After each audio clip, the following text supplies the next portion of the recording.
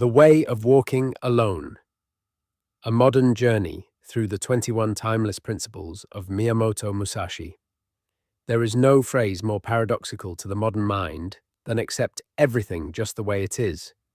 In an era that rewards disruption, optimization, and endless reinvention, acceptance seems synonymous with resignation. But in Musashi's world, acceptance was not weakness, it was wisdom. When Musashi wrote this first principle, he was not living in luxury, nor surrounded by followers. He was aging solitary and nearing death, yet he found it essential to begin with acceptance. Why? Because the foundation of peace is the refusal to fight reality. In practice, this principle means letting go of your battle with should. The idea that people should act differently, that life should be easier, that your path should look like someone else's. These are all illusions that create friction with reality. Musashi was a warrior, yet he learned that not every battle is worth fighting. The greatest strength is not to resist everything, but to bend like a reed in the wind, flexible yet rooted. Modern psychology echoes this ancient insight. Acceptance and commitment. Therapy, ACT, is based on this very concept that peace begins not with changing the world, but with accepting your thoughts, feelings, and circumstances without judgment. This doesn't mean you give up, it means you stop trying to force what cannot be forced. Real-life application. Accept the delays. Accept the heartbreak. Accept the job loss. Accept the victory without clinging to it. You gain power not by controlling outcomes, but by learning how to respond with grace and resilience. Accepting life as it is opens the door to transformation, because only when we stop denying reality can we actually work with it. Acceptance is not passive, it's the first move of mastery. The modern world is engineered for pleasure. Instant gratification is only one tap, one swipe, one click away. We binge watch, binge eat, binge scroll. We are taught that happiness is the same as pleasure, and that the more pleasure we experience, the happier we'll be. Musashi offers a radical rejection of this idea.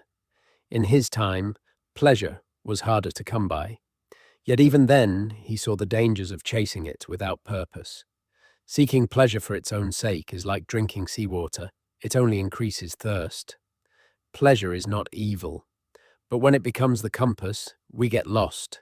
What Musashi warns against is a life governed by comfort-seeking, where each decision is made on the basis of ease, indulgence, or momentary satisfaction. This principle is about temperance, not asceticism. It's about being able to enjoy a beautiful meal or moment, but not to the extent that you lose direction. It's about recognizing when the pursuit of comfort is costing you your growth, integrity, or clarity. Ask yourself, am I doing this because it aligns with my values, or just because it feels good? Is this pleasure helping me grow or keeping me numb? In today's language, this is the art of delayed gratification, the ability to postpone short-term pleasures in favor of long-term fulfillment. It is a core trait of high performers, philosophers, monks, artists, and warriors alike. Pleasure has its place. But Musashi reminds us, do not worship it. This is one of the most profound yet often overlooked principles in Dokkōdō. What is a partial feeling? It's a fleeting emotion, a half-formed impulse, a mood swing, and an untested intuition. And Musashi warns us, do not rely on these as the foundation of your decisions. Why?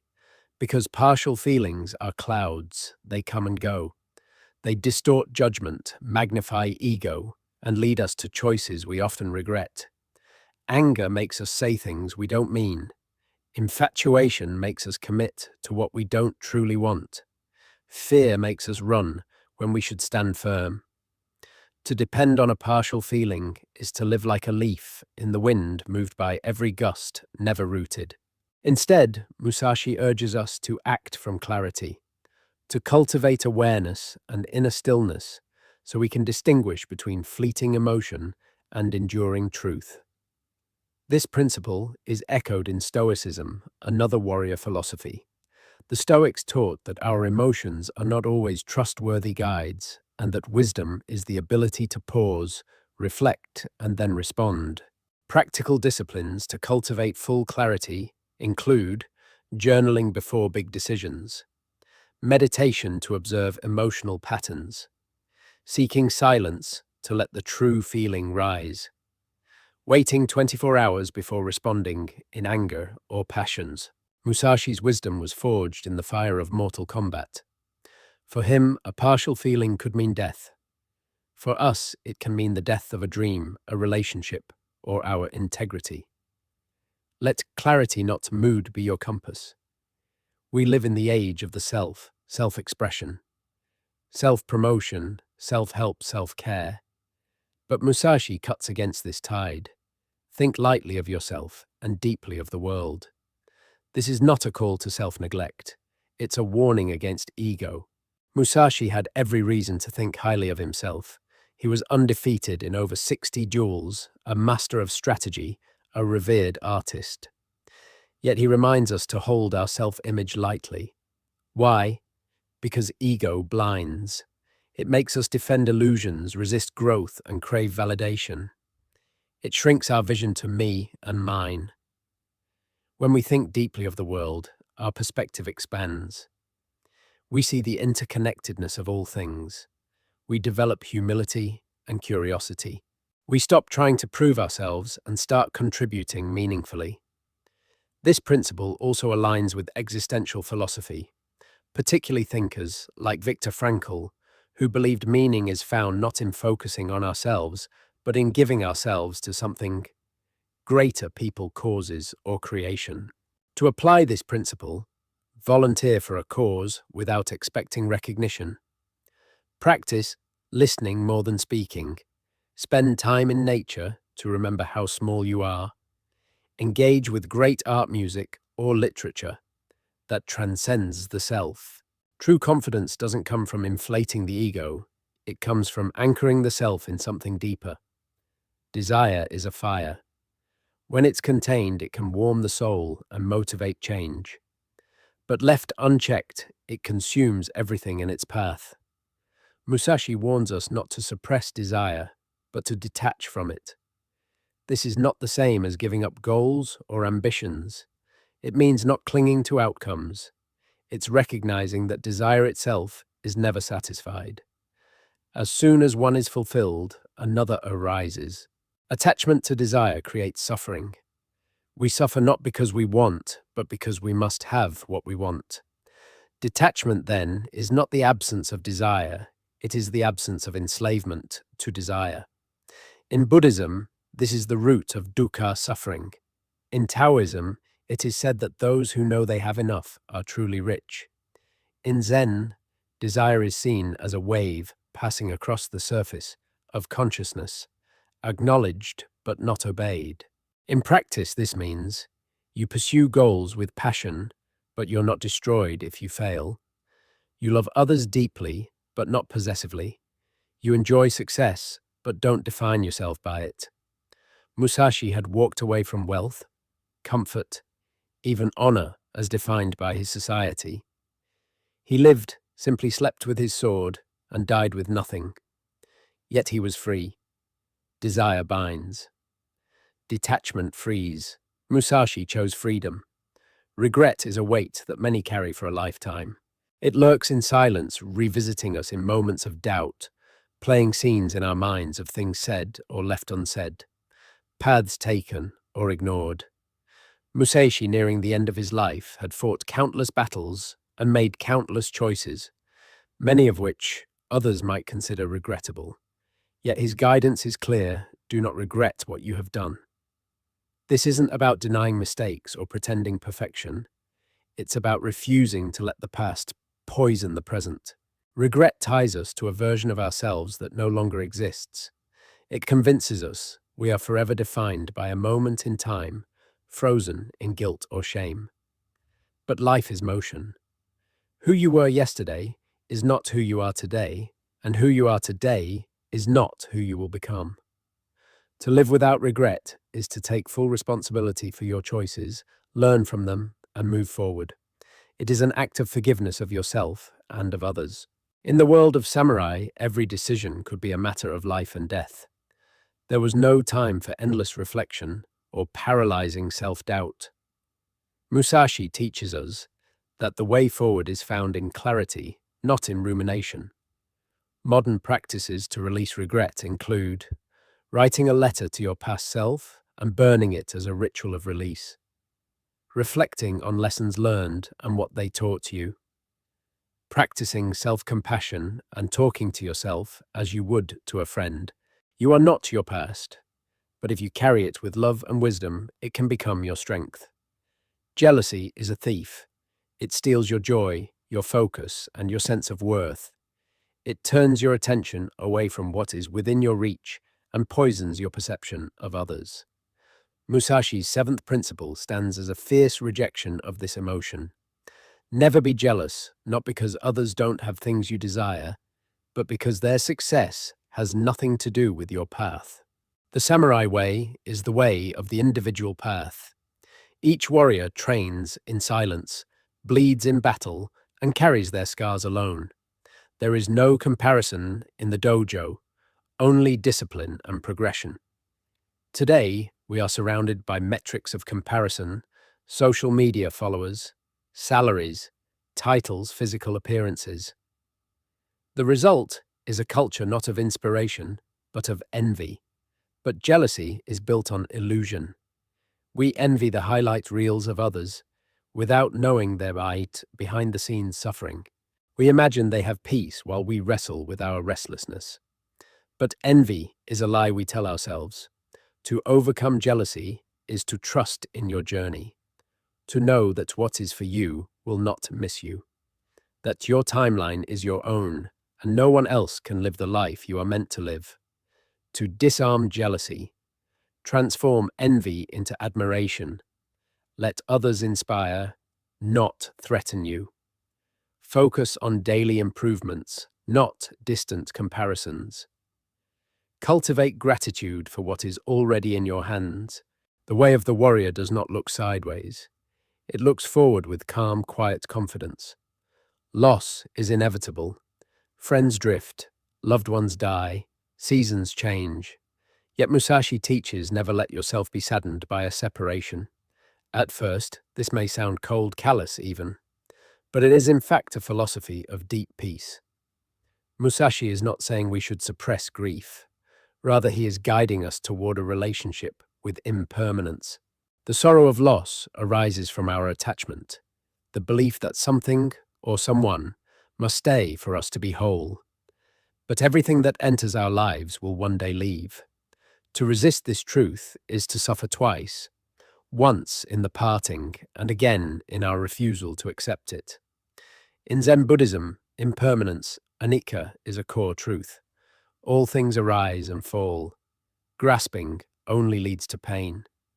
Letting go, though painful, allows life to move through us without drowning us. Musashi had likely experienced many separations of comrades, of teachers, of opponents, fallen by his own blade. To survive emotionally, he had to make peace with these inevitable partings. What this principle teaches us today: let every encounter be complete in the moment. Don't try to hold forever. Grieve fully, but let go gracefully. Find wholeness within yourself, not in external attachments. Everything we love will leave us, or we will leave it. The goal is not to avoid love, but to love without clinging. Few emotions corrode the soul like resentment. It is bitterness, distilled anger frozen in time. Complaint is its sibling, the expression of dissatisfaction without the intention to resolve. Musashi's ninth principle is a call to emotional discipline. A warrior has no time for resentment. The path is too demanding. The energy wasted on complaints is energy stolen from practice, from presence, from purpose. To resent is to carry fire in your chest and expect the world to feel the heat. It burns no one but you. In life, people will wrong you. Systems will fail you. Injustices will occur. This principle does not deny those truths. It simply says, do not dwell in them. Do not let your soul be occupied by resentment and complaint. Keep us locked in a victim mindset. They focus on what we cannot control. Musashi tells us to focus on what we can, our mindset, our discipline, our action. To transcend resentment and complaint, choose responsibility over blame. What can I do now? Write your complaints down, then convert them into actions. Practice forgiveness, not for them, but for your own freedom. The air a warrior breathes must be clean. Resentment pollutes. Purify your heart through release. Lust and love are powerful. They move empires, birth poetry, inspire revolutions. But they can also destroy clarity. Musashi warns against being guided by these feelings, not experiencing them, but letting them rule. Love is sacred, but infatuation is deceptive. Lust unchecked leads to ruin. How many have compromised their purpose, lost themselves, or betrayed their path because they were consumed by a feeling? Musashi knew this well. As a ronin, he walked alone. Relationships, especially romantic ones, may have threatened the solitude required for his spiritual and martial development. This wasn't heartlessness, it was devotion. To walk the way is to understand that love, like any feeling, must be balanced with wisdom. It must be integrated, not idolized. In the modern age, love is often portrayed as the ultimate goal. We chase it desperately, sometimes losing ourselves in the process. Musashi reminds us, you can love deeply, but do not let love unmake you. Do not follow it blindly into places that betray your core. To live this principle today, know your values before entering love. Never abandon them inside it. Let love elevate your clarity, not cloud it. Remember, the right relationship supports your path, it doesn't replace it. Love is not the path, it is a companion on it. If it leads you astray, it is not true. Love, it is attachment in disguise. The way of walking alone reminds us that true strength is not physical, it is emotional. It is the mastery of regret, jealousy, loss, bitterness, and passion. It is learning to feel everything, yet remain centered. Musashi was not an emotionless man. He was a deeply aware one. He walked through grief, temptation, betrayal, and rage, but he walked through them, not into them. He allowed emotion to inform, not control. In an age where feelings often dominate decision-making, this teaching is radical. Yet it is also freeing. Emotional mastery is not suppression, it is sovereignty. To walk alone is to carry your heart like a flame, protected, steady, and undistracted by every passing wind. At first glance, this sounds absurd. To live without preferences, are we not human because we prefer warmth over cold, kindness over cruelty, comfort over discomfort? But Musashi's 11th principle doesn't suggest you become a blank slate.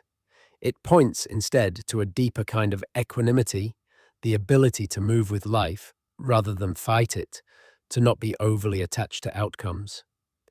Preferences create resistance. When reality doesn't align with what we want, we suffer not because of the reality itself, but because of the dissonance between what is and what we wish. The greater our attachment to our preferences, the less flexible we become, and flexibility is a warrior's greatest ally. What this principle teaches is simple. Hold your preferences lightly. Be able to enjoy what is offered, rather than demand what is desired. Imagine sitting down to a meal you didn't choose. Instead of complaining, you eat with gratitude. Imagine being assigned a task outside your comfort zone. Rather than resisting, you embrace the opportunity. This is the way of no preference, not apathy, but openness. In the Tao Te Ching, it is said, "The master acts without expectation, and thus is never disappointed." To live with no preferences. Practice embracing the opposite of your first instinct. Welcome discomfort as a teacher. Observe your preferences without obeying them. Preference leads to expectation. Expectation leads to suffering. Freedom begins when we release both. In a world obsessed with aesthetics, real estate, and location status, this principle is startlingly subversive. Be indifferent to where you live. Why? Because the essence of your life is not bound by your physical surroundings, but by the state of your mind. Musashi lived much of his life wandering. He spent time in caves, forests, rural temples far from the grand halls of feudal power. Yet in those humble places he forged his philosophy, practiced his craft, and died with clarity. The modern world equates place with identity. Cities are curated, neighborhoods ranked, but peace is portable. Inner stillness does not require the perfect apartment skyline view or minimalist interior. This principle reminds us to build the home within. To practice this, focus more on creating a peaceful internal state than chasing external aesthetics. Make any space sacred through presence and care. Detach your self-worth from your address, city, or social label. Wherever you go, there you are. If you're not at home in yourself, no place will ever be enough. Pleasure once again makes its appearance, this time in the form of taste. Musashi, who likely ate simple meals, understood how quickly the senses can become tyrants. The pursuit of good food isn't evil, but when food becomes fixation, clarity fades.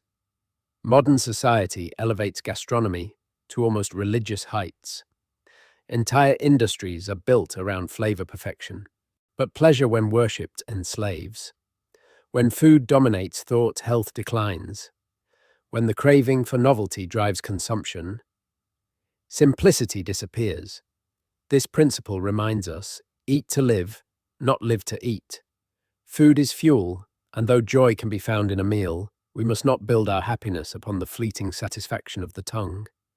To do so is to bind your contentment to your cravings. To apply this principle, eat mindfully and stop before fullness. Detach meals from emotional validation. Appreciate simple meals and let them be enough. Freedom is not in denying pleasure, but in not needing it to be okay. Possessions have a way of owning us. We think we are their masters, but the more we accumulate, the more they accumulate us. Musashi had very few possessions: a sword, a brush, a scroll. He saw clearly, the more we carry, the less agile we become. This principle is not just about physical clutter, it's about energetic clarity. Objects hold memory. When we cling to things out of guilt, nostalgia, or fear, we carry not just items, but emotional weight. Letting go of possessions is letting go of identity crutches. It is saying, I'm not defined by what I own. In Zen, minimalism is a spiritual practice. To own little is not to live less, it is to make space for presence. To follow this principle, declutter with purpose. Let go of things that no longer serve. Ask, do I need this, or am I just afraid to release it? Practice gratitude, then release. Honor the object, then free it. Simplicity is not poverty, it is clarity, and clarity is freedom. This is a dangerous principle in any society, and perhaps its most revolutionary. Musashi warns against the automatic obedience to customs, norms, and traditions. To live according to what they say is safe, it is easy, but it is also a betrayal of the authentic path. Musashi, a Ronin, already lived outside the samurai system. He carved his own way, not just on the battlefield, but in thought. This principle is not a rejection of all traditions. It is a rejection of blind conformity. Ask yourself, do I believe this because I have examined it, or because I was told it's true? Do I follow this ritual because it serves my values, or because I fear rejection? Society creates boxes. This principle invites you to burn them. Living it means thinking critically about social roles and rules, saying no to trends that don't align with your soul, creating new rituals based on inner truth. The path of authenticity requires the courage to disappoint others. At first, this appears to be strictly martial advice, but dig deeper, it's about efficiency focus and ego. Musashi was a swordsman. He knew 1,000 techniques, yet he warns, don't collect tools for their own sake. Don't train just to impress. Learn what is needed, then refine it. Mastery is not in accumulation, it is in precision. In modern terms, this applies to knowledge skills, even hobbies. We hoard information, collect certifications, and overload ourselves with more tools than we can ever use. Why? Often for the illusion of security or superiority. Musashi says, sharpen one sword well. To embody this, learn deeply, not widely, go beyond surface, choose tools and skills that serve your highest path. Eliminate what is ornamental but not essential. Every tool should serve a purpose. If not, it's noise. This is the ultimate test of detachment. To not fear death is to live fully. Musashi faced death constantly. He didn't theorize it, he walked beside it daily. To fear death is to fear loss, to fear non-being. But fear of death often morphs into fear of life. We hesitate, we hold back, we cling. Musashi urges us to look death in the eye and smile. Only when we accept death can we truly be free. In Stoicism, death is meditated upon to build strength. In Buddhism, it is seen as the great teacher of impermanence. In the samurai code, Bushido, it is an honored transition. To live without fearing death. Reflect regularly on mortality, memento mori. Release. Attachment to legacy or permanence. Choose meaning over safety in your daily actions. Death is not the opposite of life. It is its frame. Knowing we will die is what makes life sharp, sacred, and urgent. These 7 principles dismantle our attachments one by one. Preferences, possessions, customs, tools, even life itself, all are revealed to be temporary, all are unworthy of our chains.